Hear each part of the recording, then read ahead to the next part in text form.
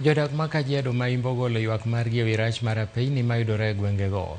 Wakeynigo manodino apaya mawuok Isinya kochomo Kiserian onyiso jotelo makono mondo ket chenro mag kongo apeynigo kendo weyo singo mag miriambo.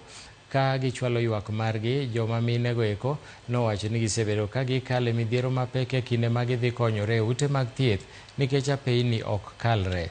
E korka kore, jalup komishona mar obila e sub-county no ma Isinya Henry Rop okwayo jopiny mondo oyaw apeynigo ka osingo ni chenro mar kongo dhi chakore jumbe 2 mabiro.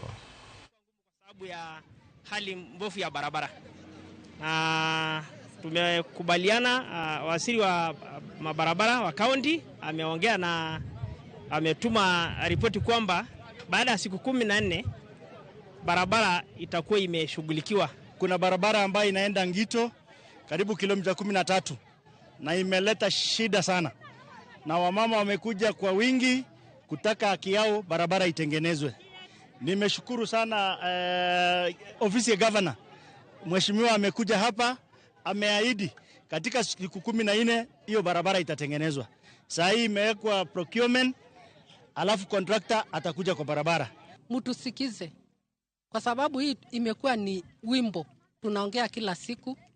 Kwanza hata shule imetawanyika mara 2 juu ya mtaro, na hiyo mtaro imekuwa shida, na kila siku tunalia tu, na hiyo mtaro imetokana tu na hiyo barabara. Kwa hivyo leo tumekuja na uchungu mwingi na tunalia, mtusikize. Watoto wetu hapiti barabara, hakuna njia hapo Kikuria, na tuko na shida sana, tunalia. Hata tunabeba wa mama kwa kitanda. Sasa tuko na shida sana. Wapi gavana yetu? Wapi ndio Isholo Isaya hapa? Na wanatudanganya tu. Na hatutaki leo maneno watudanganya. Tunataka